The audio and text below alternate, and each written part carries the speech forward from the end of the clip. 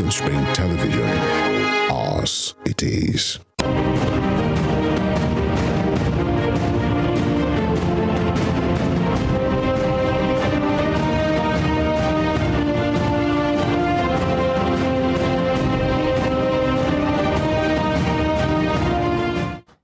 Here are the top stories of the news.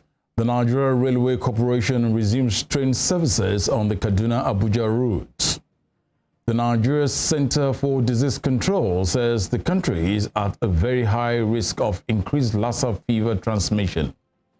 And on the foreign scene, United States President Joe Biden rules out sending F-16 fighter jets to Ukraine. Good afternoon and welcome to Spring News at 12 on Western Spring Television. My name is Tunde Ido. We begin with the rails. The Nigeria Railway Corporation (NRC) has resumed train services on the Kaduna-Abuja route 4 days after it suspended operations on the route. The first train departed from the Kaduna-based Rigasa train station to Abuja at exactly 7 a.m. this morning with a few passengers. The NRC had on Friday suspended operations on the Kaduna-Abuja route following the derailment of an Abuja-bound train that occurred at Kubwa in the nation's Federal Capital Territory on the same day.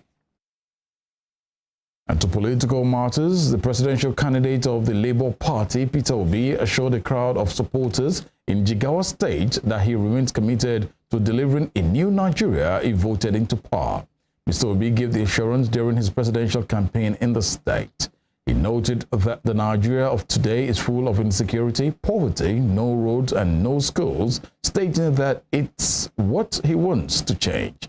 The Labour Party flag bearer appealed to Jigawa electorate not to vote next month based on tribe, ethnicity or religion, adding that no tribe, ethnic group or religion buy food cheaper than others. He further told the people not to accept anyone telling them it is their turn to become president, insisting it is the turn of the people to take back their country. And I assure you that we are committed to a new Nigeria. The Nigeria you see today is Nigeria of insecurity, Nigeria of poverty, Nigeria of no war, Nigeria of no health, Nigeria of no school. That's the one we want to change. For several years, you have been under insecurity, poverty. They close your borders. There's no war. The Nigeria we're offering you is a new Nigeria. The governor of Rivers State, Nyesom Wike, has promised to hit back at the leadership of the People's Democratic Party, PDP, over what he described as anti-party activities. Mr. Wike made this known at the PDP Eche local government area campaign rally in the state yesterday, accusing the National Working Committee of the party of colluding with the opposition in the state. The disclosure comes amid a month-long feud between the G5 or Integrity Group, made up of Wike and 4 other top PDP governors from Benue, Oyo, Abia, and Enugu, against the PDP leadership for its alleged disregard for equity, fairness, and justice. Speaking in a mix of English and Pidgin, Wike told party supporters in Eche local government area that trouble had come. I will hit them back by tomorrow. Nobody will touch us when they will get wound for anybody. No way. Anybody will talk saying will touch us for River State, I will give them plenty wound for body. That's all. And we have started it. That's all. We are voting for our people here. Not so. That's all. You cannot. Now you have told us you are doing anti-party. We'll show you what anti-party is. Yes, sir. We have not caught them where the now they start anti-party. Now they start and we know the anti-party. Anyway, it has been in their blood. It has been in their blood. Now they don't show their hand. What can I watch for tomorrow? What thing will happen to them? What can I know? Can I? They know they are our people here. Yes, sir. But you know, can I when I'm robbers and catch them? Do you understand me? Yes, sir. Because we will show them pepper small. Make them know say no good to go to for another person team. Now so we will do them tomorrow. Yes, sir. The federal government says whatever action taken against anyone who undermines the nation's democracy is justified. Minister of Information and Culture Lai Mohammed spoke at the 20th edition of the President Muhammadu Buhari administration scorecard series. Last Wednesday, the United States announced that it had imposed a visa ban on Nigerians undermining democracy in the country. Commenting on the matter, Mr. Mohammed reiterated the position of the Buhari-led administration to ensure free, fair and credible elections, as well as a smooth handover to a successor on May 29th. He said President Buhari has given unprecedented support to INEC, adding that the scorecard series is another indication of the administration's determination to leave office on May 29th. And to help matters, the Nigeria Center for Disease Control, NCDC, says the country is at a very high risk of increased Lassa fever transmission. As of January 22nd, Nigeria recorded 244 confirmed cases with 37 deaths from 16 states and the FCT. The agency, in a statement yesterday, said that it has activated the National Multi-Sectoral Emergency Operations Center for Lassa fever at levels 2 to coordinate and strengthen ongoing response activities in the country. It said the Operation Center was activated following a risk assessment carried out on January 20th by its experts and relevant stakeholders. The NCDC said the purpose of Emergency Operations Center's activation was to achieve a coordinated national response and rescue suffering and death due to the disease. And to legal matters, former Minister of Petroleum, Diezani Alison Madueke, has gone before a federal high court in Abuja seeking to vacate an order granting final forfeiture of her assets to the Economic and Financial Crimes Commission, EFCC. Mrs. Alison Madueke, in an originating motion, sought an order extending the time within which to seek leave to apply to the court for an order to set aside the EFCC's public notice issued to conduct a public sale of her property. The former minister is also seeking to stop the planned sale of her assets by the Anti-Graft Commission.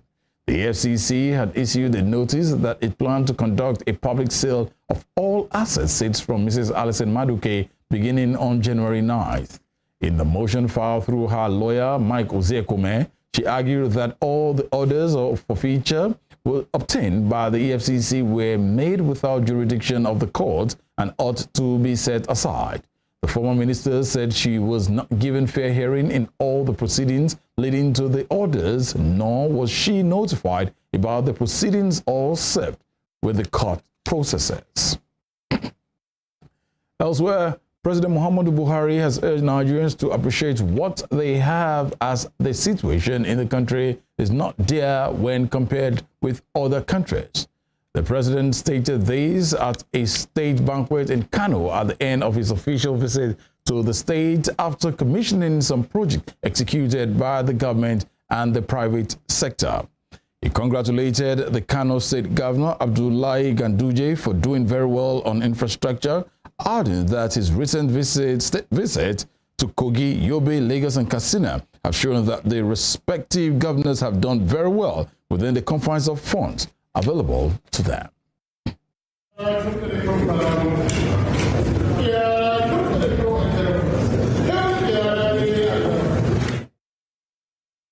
Meanwhile, some angry youths in Kano yesterday hurled stones at the advanced convoy of President Muhammadu Buhari during an official visit to the state.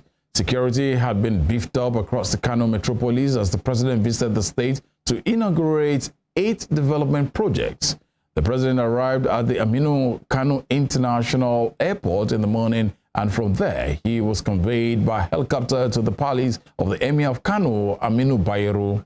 However, in spite of the heavy security presence mounted on the routes leading to Ahmadu Bello Way, where the president was to launch Galaxy Backbone Limited project, angry youths holding stones of various sizes and wielding sticks reportedly attacked Buhari's convoy and helicopter as it hovered above them.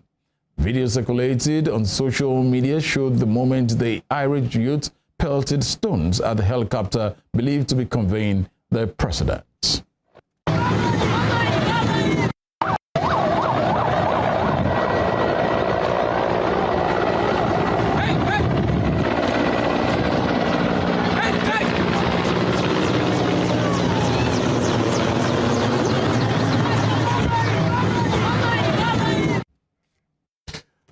Joint Admission and Matriculation Board JAMB has announced the immediate suspension of Entragzats from vending the 2023 UTME e-pins. The board broke the news in the latest edition of its weekly bulletin released yesterday. Entragzat has been one of JAMB's major vendors over the years. But in the statement, JAMB said the suspension of the platform followed the alleged extortion of candidates registering for the 2023 UTME. JAMB also called on candidates who have been exploited to forward their complaints to the board for action. You're watching Spring News at 12 on Western Spring Television. We'll be right back after this break.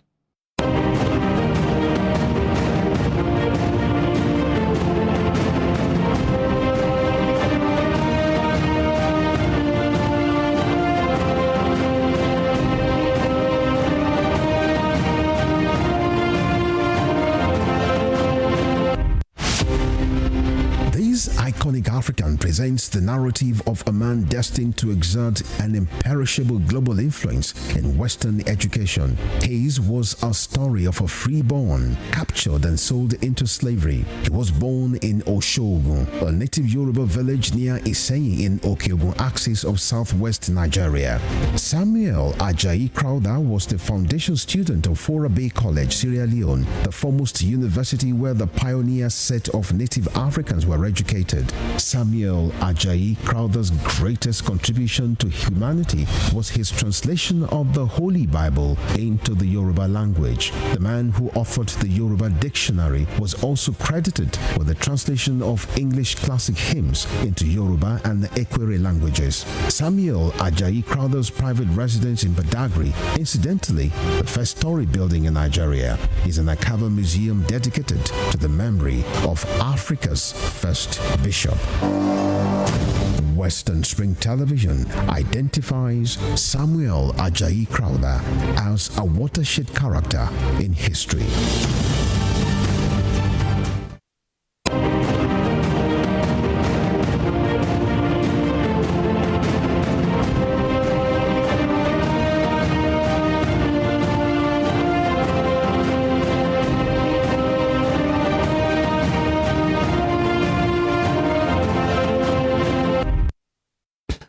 Welcome back.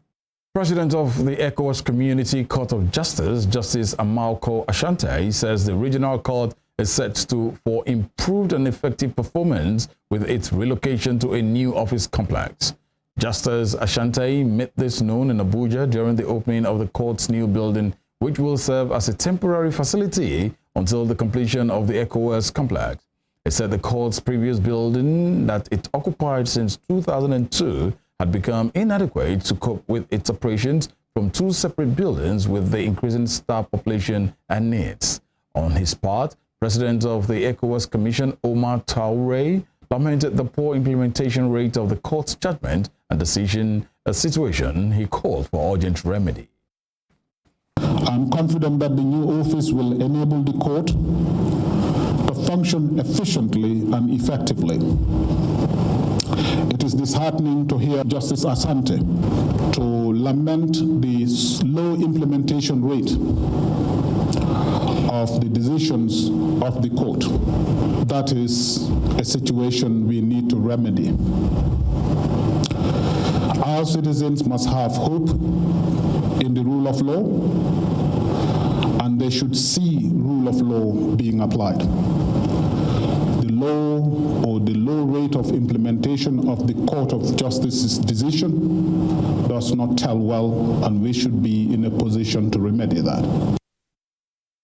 And in business news, the majority leader of the House of Representatives, Al-Hassan Ado Dogowa, has expressed suspicion that the governor of the Central Bank of Nigeria, Godwin Emefiele, misled President Muhammadu Buhari on the redesign of the 200, 500, and 1,000 naira notes. Mr. Dogawa, who is the chairman of the House Ad Hoc Committee on the redesign of the 3 naira notes, said he believes the president will take the right steps to remedy his action. The APC lawmaker in a news chart said the naira swap will frustrate the 2023 general election and doubted the sincerity of the CBN chief, who was once a presidential aspirant in the APC. The APC stalwart said he met with the president on Sunday and he expressed his dissatisfaction, insisting that the CBN governor's inability to honor the invitation by the Green Chamber is an affront to the CBN Act and the legislative arm of government. Mr. Dugawa further said the deadline extension by the president goes to confirm that he wasn't fully briefed on the implications of the Naira redesign before the implementation of the policy.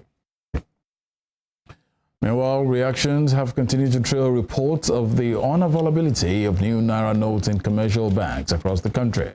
As the extension of the deadline for the phasing out of old notes comes into effect, residents of Osun State have expressed dissatisfaction at the level of circulation of the notes.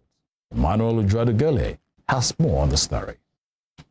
It is one day after the extension of the cash swap policy by the Central Bank of Nigeria (CBN), and customers have besieged a popular commercial bank in Osogbo, the Osun State capital. Running out of patience, having waited for more than 5 hours without access to the new note, the customers soon become agitated and rowdy.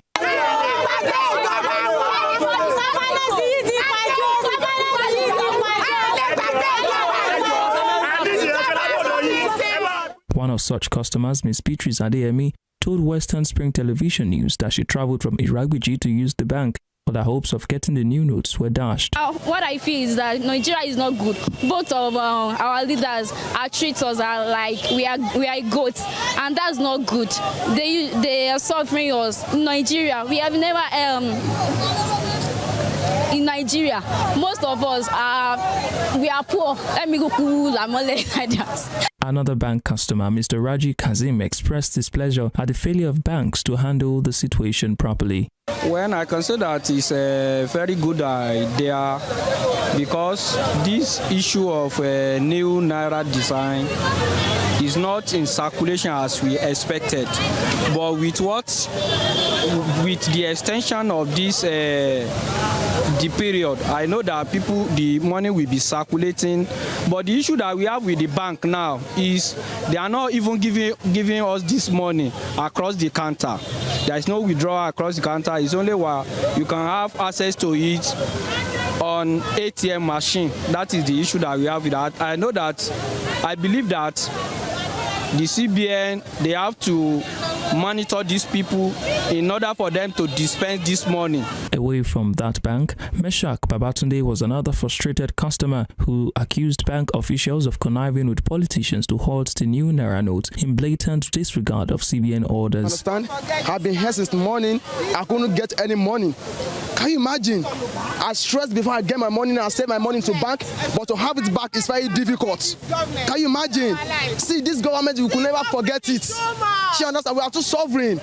Even a lot of people, they have been here early in the morning, like 5 a.m. in the morning. They couldn't get any money. At POS, if you want to withdraw maybe like 5,000 naira, you are going to pay 1,000 naira. Okpeyemi Amos is another bank customer whose frustration could barely be put into words. Well, I don't know. The only thing, maybe because I go to bank today since 5 o'clock, but I don't see the money. I won't collect money, but I don't see since 5 o'clock. Even if you see so many people in the bank, people plenty for there, there's no get the money, but I don't know. At the popular Igbono market, traders who were reluctant to speak on record appreciated the extension of the deadline, but pleaded for the notes to be available.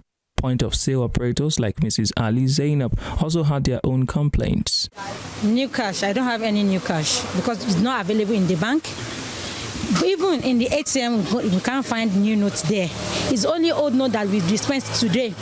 Even I don't work yesterday because of these new notes, so we don't have. So some of our customers just they go because there's no money in the town. Even those that is telling the market when they come, only we are just waiting for deposit for the old notes to use for the work for today. From banking halls to automated teller machines, ATMs to shops and the markets, the frustration and anxiety is the same. Irrespective of their backgrounds, the ordinary people are saying the same thing. The new Naira notes are simply not enough in circulation. It remains to be seen how this will be addressed by the CBN. From the banking halls to the ATM stands, down to ordinary shops and even in the marketplaces, the frustration can be felt. The feeling is the same, and the sentiment everywhere is the same. The people are not just satisfied with the level of circulation of the new Naira notes. Even though the central bank has extended the deadline for the cash swap policy, it appears that people are still unable to access this note, and it is hoped that the central bank will address this issue before the expiration of its new deadline. Emmanuel Ujadugele, Western Spring Television News. And on the foreign scene, United States President Joe Biden has yesterday ruled out sending F-16 fighter jets to Ukraine, despite renewed calls from Ukrainian officials for urgent air support. His comment comes a day after Germany's leader also ruled out sending jets. Ukraine has long been pushing its allies to send advanced warplanes to help Kiev take control of its airspace in its ongoing war with Russia. Ukrainian President Volodymyr Zelensky and the country's top military officials say there should be no taboos on such military aid, but the U.S. and its partners fear this will lead to further escalation with a nuclear-armed Russia. U.S.-made F-16 fighting Falcons are widely considered one of the world's most reliable fighter jets and are used by other countries such as Belgium and Pakistan. However, Mr. Biden has repeatedly rebuffed Ukraine's plea for the jet, instead focusing on providing military support in other areas. Mr.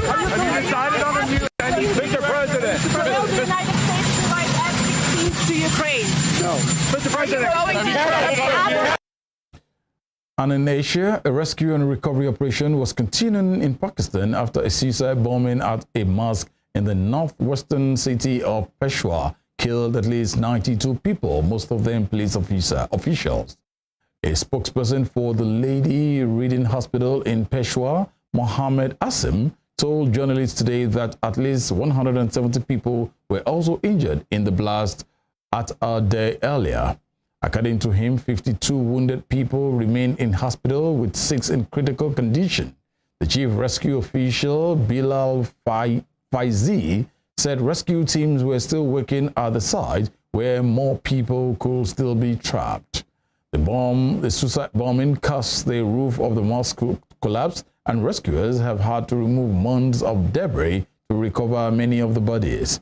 Meanwhile, questions have grown over how the attacker, while wearing a suicide vest, was able to access the heavily fortified area, which includes the headquarters of the Provisional Police Force and a counter-terrorism department. And into the world of sports, Arsenal have reportedly agreed a £12 million deal with Chelsea for Italian midfielder Jorginho.